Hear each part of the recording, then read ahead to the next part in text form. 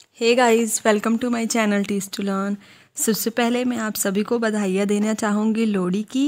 A very happy Lohri to you and your family. जैसा कि आपको पता है, हमने सीरीज़ स्टार्ट करी है एनसीईआरटी की, और उसी सीरीज़ में क्लास 7 की फुल एनसीईआरटी कंप्लीट हो चुकी है। अगर आपने नहीं देखी है तो आप डिस्क्रिप्शन में देख सकते हैं, उसका लिंक प्रोवाइडेड है। अब हमने क्लास 7 की क्लास 8 की एनसीईआरटी भी स्टार्ट कर दी है, जिसमें हमारा फर्स्ट चैप्टर चल रहा है। और इसी फर्स्ट चैप्टर के अंडर हम पिछली कई वीडियो में तो 3 वीडियो से एग्रीकल्चर प्रैक्टिसेस को डिस्कस कर रहे हैं, जिसमें हमने preparation of soil, sowing, adding manures and fertiliser और इरिगेशन को डिस्कस कर लिया है। आज की वीडियो में हम प्रोटेक्टिंग फ्रॉम वीड और हार्वेस्टिंग को डिस्कस करेंगे। तो इस टॉपिक को देखने के लिए वीडियो को एंड तक देखें, ताकि आपका ये टॉपिक अच्छे से क्लियर हो जाए। अब सबसे पहले हम देखते हैं प्रोटेक्टिंग फ्रॉम वीड। अब सबसे पहले हम देखते हैं कि वीड क्या होता है, जिनसे हमें अपनी क्रॉप को प्रोटेक्ट करना है। तो वीड कुछ ऐसे अनचाहे पौधे हैं जो हमारे प्लांट के साथ उग जाते हैं, और ये हमारे प्लांट के लिए डेंजरस भी हो सकते हैं। इसीलिए हमें इसे अपने क्रॉप्स से क्या करना पड़ता है, निकालना पड़ता है। तो चलिए देखते हैं कैसे इसे प्रोटेक्ट करते हैं।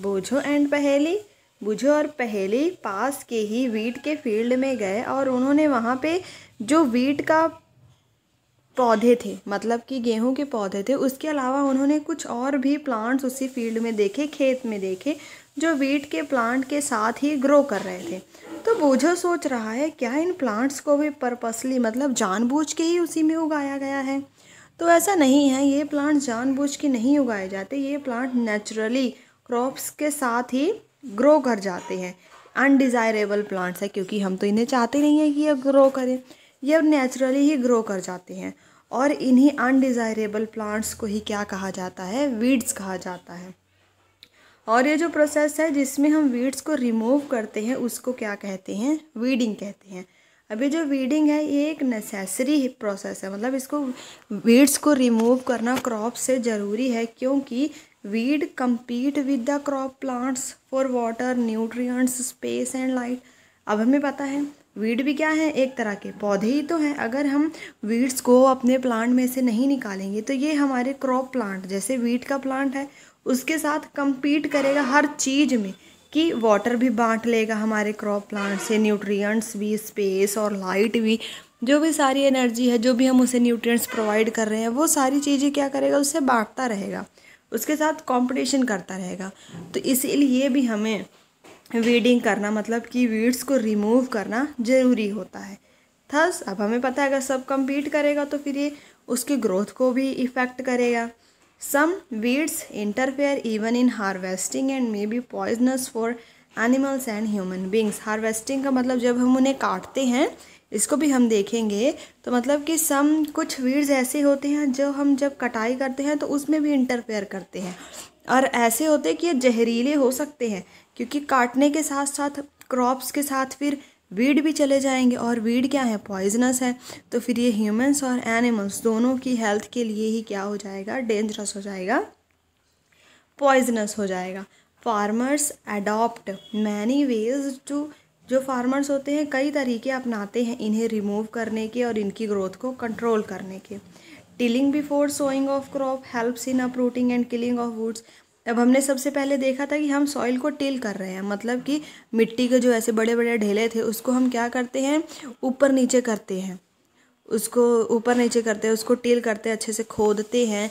तो ये भी प्रोसेस है कि उस टाइम भी अगर क्रॉप्स में कोई भी वीड उगा रहता है क्रॉप को बुआई करने से पहले, तो उससे भी वो वीड क्या हो सकते हैं, उखड़ जाते हैं और मर जाते हैं।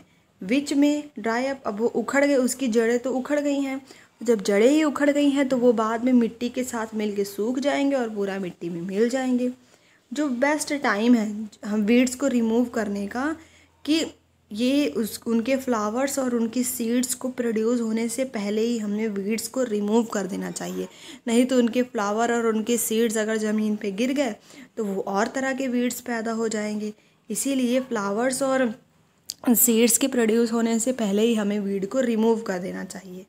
The manual removal includes physical removal of weeds by uprooting और cutting them close to the ground. मतलब कि मैनुअल तरीका क्या है कि कई लोग क्या करते हैं, ज़मीन पे वीड उगे हैं उसे हाथों से ही क्या कर लिया, उखाड़ दिया, और या फिर हाथों से ही उसको एकदम पास जाके उसके रूट्स को कट किया। ये क्या है, एक मैनुअल वे है वीड्स को रिमूव करने का। This is done with the help of खुरपी। खुरपी आपको पता ही होएगा, नहीं पता तो आप इसे देख सकते हैं कि जो खुरपी होती है, खुरपी इस तरह की होती है, मतलब थोड़ी आगे से थोड़ी नुकीली सी रहती है, उसी से ही ऐसे खोद खोद के नीचे से जो वीड्स होते हैं उसे जड़ से ही उखाड़ लिया जाता है। और सीड ड्रिल भी यूज़ किया जाता है फॉर अपरूट वीड्स को रिमूव करने के लिए।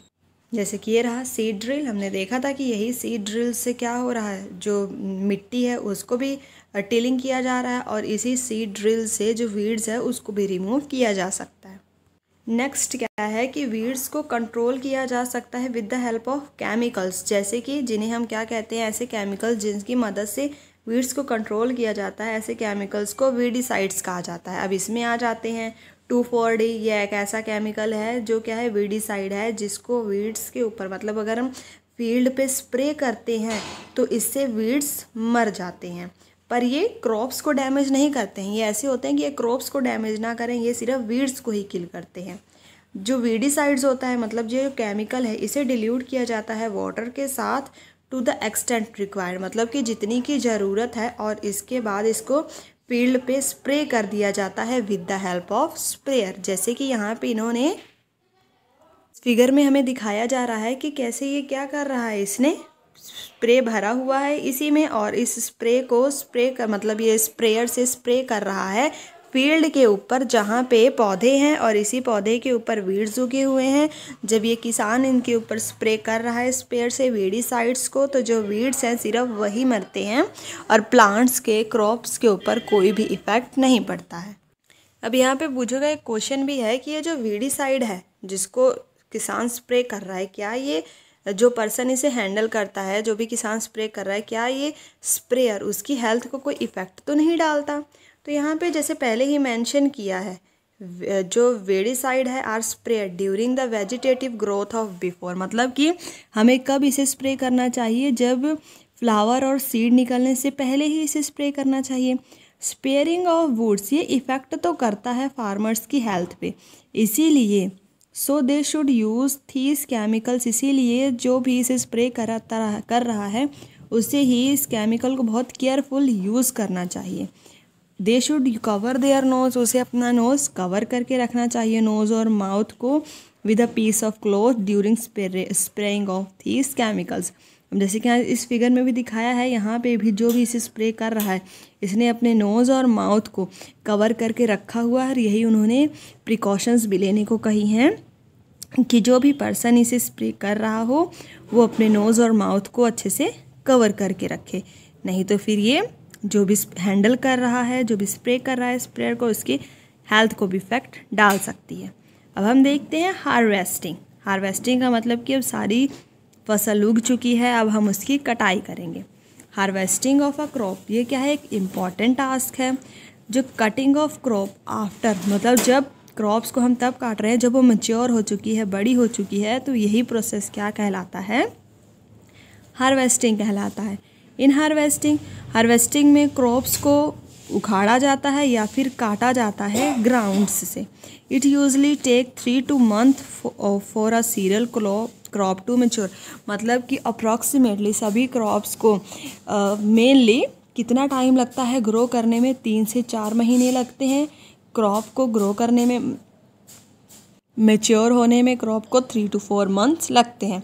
Harvesting in our country is either done by sickle, जैसे कि यहाँ पे इन्होंने दिखाया है, ये फिर सीधा ज़मीन से हम हाथों से कटाई करते हैं, या फिर इस सिकल से किया जाता है, या फिर मशीन से किया जाता है। उस मशीन का क्या नाम है, harvester. In the harvested crop the grain seeds need to be separated.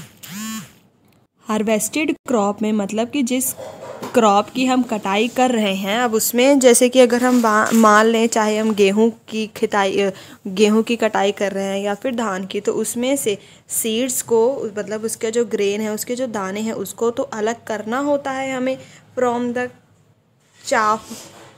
अब अगर आपने देखा होगा कि जो धान होता है या फिर गेहूँ होता है उसके पेड़ कैसे होते हैं, ये उसका पेड़ है, सिर्फ इसके ऊपर वाले में ही क्या होती हैं, बालियाँ होती हैं, मतलब ये बालियाँ हैं जिसमें गेहूँ या फिर धान प्रेजेंट होता है। तो ये जो इसका नीचे वाला हिस्सा है इसे ही क्या कहा गया है, चाफ कहा गया है। मतलब कि अब इसमें से तो हमें गेहूँ या धान मिलेगा, ग्रेन्स मिलेंगे, सीड्स मिलेंगे, पर ये इसको इस नीचे वाले पार्ट से अलग भी तो करना होगा।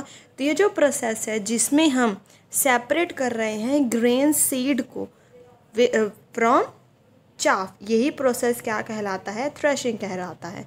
This is carried out with the help of machine. अब आजकल तो मशीनें आ गई हैं और इसको मशीन की हेल्प से किया जाता है, और जो मशीन यूज़ होती है उसे हम क्या कहते हैं, कंबाइन कहते हैं।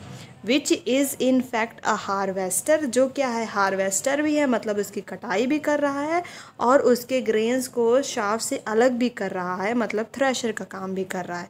अब यहाँ पे इस मशीन को दिखाया गया है, आगे से क्या करती है, ये इसे काटती जाती है और बीच में इसकी एक जगह होती है जहाँ पे ग्रेन्स स्टोर होता रहता है, और पीछे से जो भी भूसा है, जो भी शाफ है, वो क्या करता है, रिमूव होता जाता है। यहाँ पे पहली कह रही है आफ्टर हार्वेस्टिंग, मतलब काटने के बाद, sometimes stubs are left in the field which are burn by farmer. जैसे देखे हमने कई जगहों पे देखा है कि अब काटने के बाद जो भी उसका ग्रेन्स तो हमने ले लिए, बाकी जो भी उसका थोड़ा बहुत घास फूस बची है वो तो फील्ड में रह जाती है, जिसे क्या करते हैं, फार्मर्स जला देते हैं। अब पहली वरी कर रही है क्योंकि इसे पता है अगर इतनी मात्रा में फील्ड्स को जलाया जाएगा तो ये क्या कॉज करेगा, पोल्यूशन कॉज करेगा।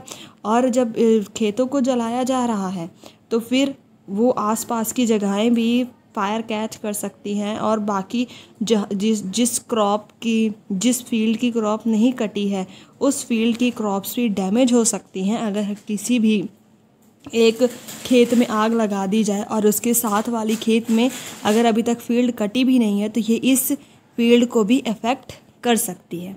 Farmers with small holdings of land do the separation of grain and chaff by winnowing.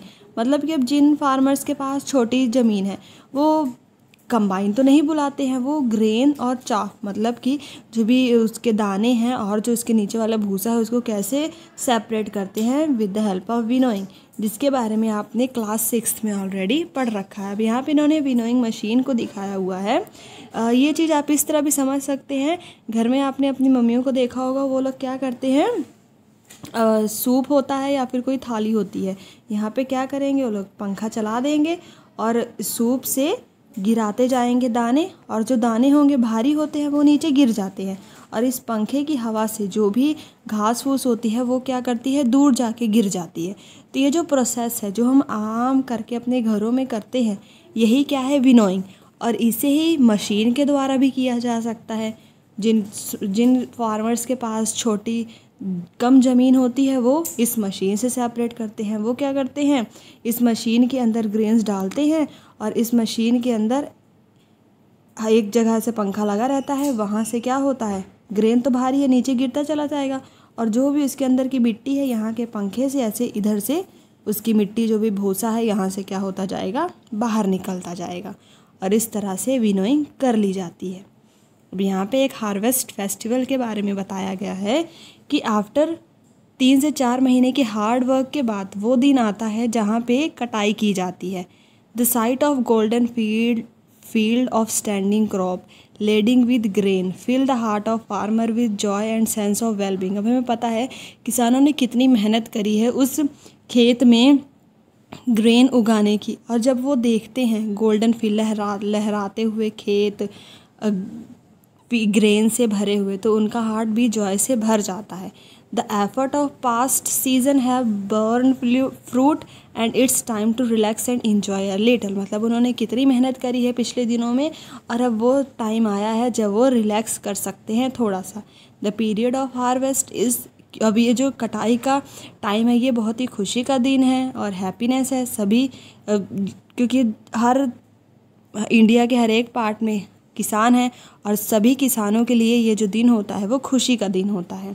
Man and women's इसे सेलिब्रेट करते हैं विद ग्रेट एंथुसियाज्म, मतलब बहुत ही ज़्यादा खुशी से इसे सेलिब्रेट किया जाता है, जिसके और इस ये जो कटाई का प्रोसेस है, इसको सेलिब्रेट करने के लिए कुछ फेस्टिवल्स भी एसोसिएट होते हैं विद द हार्वेस्ट सीज़न। इस सीज़न में जैसे कि यहाँ पे कुछ फेस्टिवल के नाम लिए गए हैं, लिखे गए हैं, जैसे कि पोंगल हो गया जो भी कटाई के बाद मनाया जाता है, या फिर बैसाखी हो गई, होली हो गई, दिवाली हो गई, नबनिया हो गया, फिर बिहू हो गई। ये सारे ऐसे फेस्टिवल हैं जो कटाई के सीज़न में, मतलब जब भी कटाई होती है तब ये मनाया जाता है। तो ये था हमारा आज का पूरा टॉपिक। नेक्स्ट टॉपिक में, नेक्स्ट वीडियो में हमारा ये चैप्टर कंप्लीट हो जाएगा। आई होप आज आपको ये सारा टॉपिक अच्छे से क्लियर हो गया हो। वीडियो पसंद आई हो तो वीडियो को लाइक, शेयर और चैनल को सब्सक्राइब करना ना भूलें। Thanks for watching.